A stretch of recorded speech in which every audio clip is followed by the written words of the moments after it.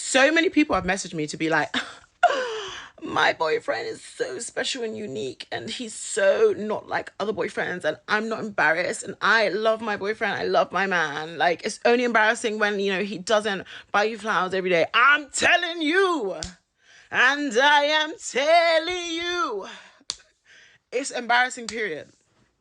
It's embarrassing, period. Do you know how many women in loving relationships have messaged me to be like, hey, I love my man down.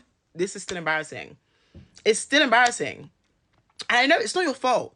It's the men's fault. Collectively, the way men have behaved in romantic relationships it is nothing short of terrorism. It is nothing short of emotional terrorism.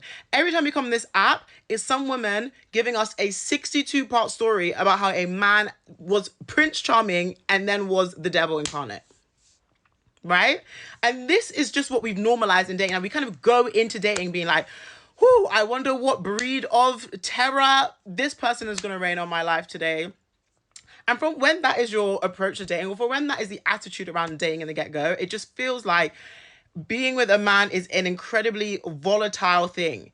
You just don't know what's going to happen next. And the people around you don't know what's going to happen next. People keep being like, oh, well, why? How come when a man is with a woman, it's not embarrassing, but when a woman is with a man, it's because the men are embarrassing. It does Being with a woman doesn't do anything apart from shield probably what makes him embarrassing to the rest of the world. Guys, lock in. Obviously, I know embarrassment is such a light touch term. But what I'm really trying to get at is that where men are societally, where they are politically, education wise, how they behave, the attitudes that we've normalized, this cannot run anymore. And I know nobody wants to hear it. No one wants to hear that being with a man is embarrassing, especially when you're in a loving relationship. But I think it's just take stock of where we are at politically, right? The mad men are doing, both on a broader societal level, but also on an interpersonal level. The head. So this is like a prime example of why I think men just check out, right? Because you hear this, right? And this is, if you guys don't know who this is Shantae Joseph. She wrote the now super popular, super viral article about having a boyfriend is embarrassing. And the article went from talking about it being a thing amongst women, not that the man is technically embarrassing, but the responses that came from that, from the internet, from the larger media, pushed it to mean something more than the article actually covered. But when the actual author of the article is now co-signing and sort of running and pushing that forward, this has become the meaning. So, like I was saying, this is why men check out, right?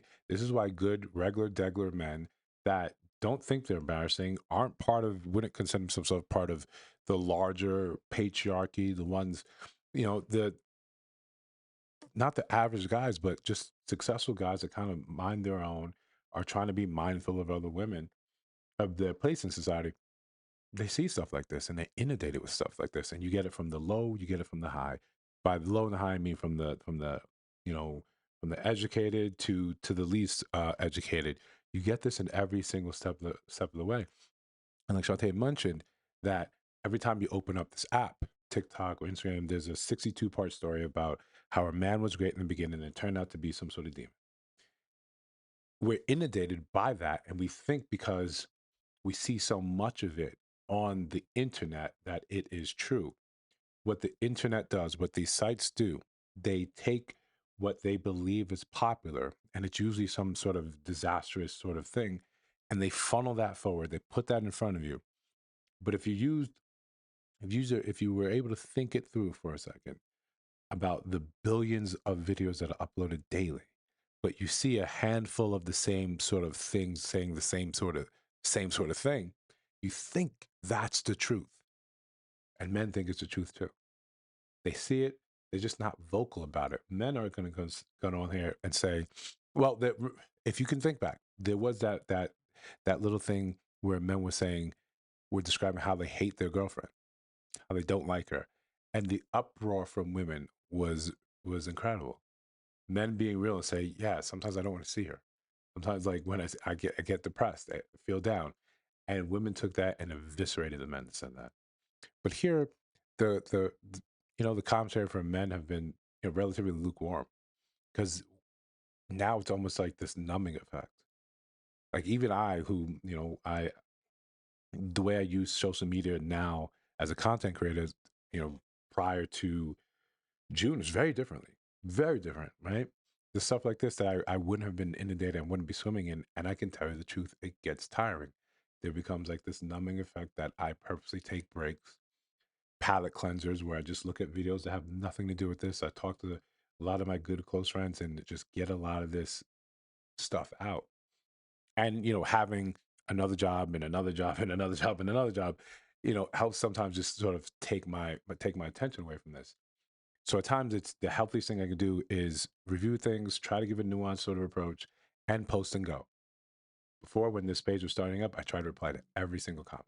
I tried to be in there, have the conversations. And now sometimes, just because of work requirements, it's been almost like a godsend. Like, okay, you can take a step back.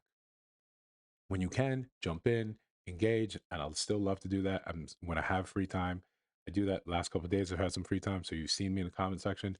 But by and large, this is why men don't show up to those events. We're being told we're not wanted. And even when we are wanted, when we are in committed relationships, when we do have the boyfriend, husband moniker, we're embarrassing. We're embarrassing. Okay. How would you, and realistically, how would you now talk to a young man who wants to be in a relationship, who's done the work, who's healed, that is a good man on paper? How do you convince him and the movement that he's probably a part of, the cohort that he's probably a part of, that being with a woman long term, taking a woman seriously, marriage is a good idea? Men are looking at things practically. From embarrassment, then you're just not going to be, you don't want to be with me. You don't want to show me off to the world. Okay. You want to keep me a secret. You don't want to post me on social media. Okay. As long as it's a two-way street, right? But then that's a different conversation. But we'll leave that. Don't want to post me on social media because it's embarrassing. You don't want to tell your friends or your colleagues that you have a boyfriend, that you have a husband. And those are things I'm getting from the comments.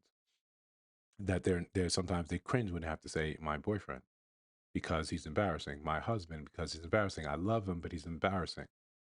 Okay. How do you convince men that are largely checking out of the dating game? How do you convince them that this is a good idea? I would seriously love to know.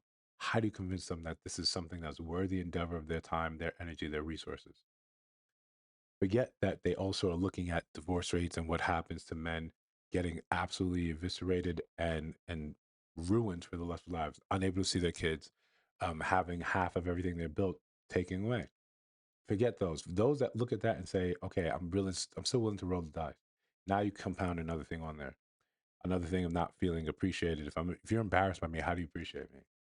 That's how I take stuff like this. Then the very first thing when I'm listening to this, when I read the article and I listened to some of the responses, there is an almost automatic response saying, "Okay, I hear you.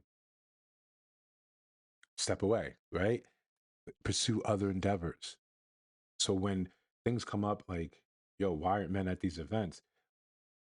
Messaging like this, and more importantly, and we've talked about in previous videos, when there's no counter to this, there's no one saying, "Hey, I get what you're saying, and I'm not trying to take away from your belief or your experience that you gathered amongst these women and you wrote in your article, but that's not my life.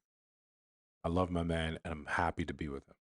There's no counter to that messaging. And it's not. I'm not saying that this is someone's fault. I'm saying this is the nature of social media. This is the nature of Instagram, TikTok, YouTube. When there's no counter narrative to that, it's hard for you to expect that men will now in mass show up to things. All this does is create more men just saying, "Okay, I'm gonna just pursue the things that make me happy. I don't want to be embarrassing to anyone." So if I'm becoming a boyfriend, they're looking and say, "What's the point of it?" Especially when women are still being sort of liberal and free with their bodies. Like, no, no. As much as I may like you, I'm not. Like someone mentioned, there should be a sweatshirt or a hoodie. I don't want to be your TikTok story. I don't want to be your story time. I don't. Right. So men are just kind of like, okay, this is another reason to support why they're checking out. Not to take away from women, not to take away from, hey, this is actually their reality, is how they feel when they interact with men. We get that, right? And if men wanted to play tit for tat, which I'm not recommending, is yeah, they take to social media and they start saying similar things. But we understand this came from the Vogue article, and she said in another one of her videos that she's been pitching ideas, to different she's a journalist, pitching different ideas for different topics, and it all kind of got shut down.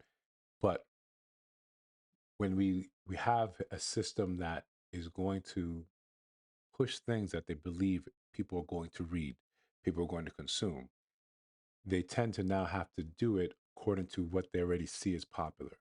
What's popular right now is hating men. That's very popular. It's a very safe thing that you're going to get the mass of people online in your corner.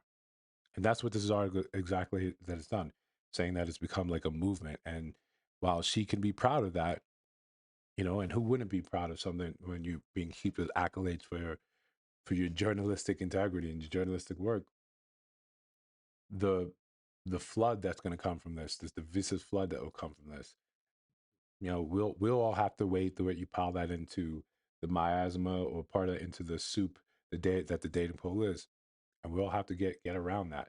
This would be another thing that becomes part of the verbal consciousness, and now this is in the vernacular, like low vibrational, right? Now having the embarrassing is going to be linked to having a boyfriend, having a husband. So again, if you have a way, if you have something to an answer to how do you convince men that marriage is good for them now? How do you convince men to show up to events? How do you convince men that they're wanted when this is the type of thing that's pushed, not just from social media algorithms, but from larger media as well? I don't have an answer for that. I don't have an answer if I was talking to a young man right now. Hey, yeah, you should go ahead and get married. I don't have a way to say that makes sense, man. I wish I did. And if you do, let me know in the comments, right? If you're still hearing this at this end of this, forgive me for the somber tone, right? But this is how men take it. When we wonder why men don't show up to events. Here's why.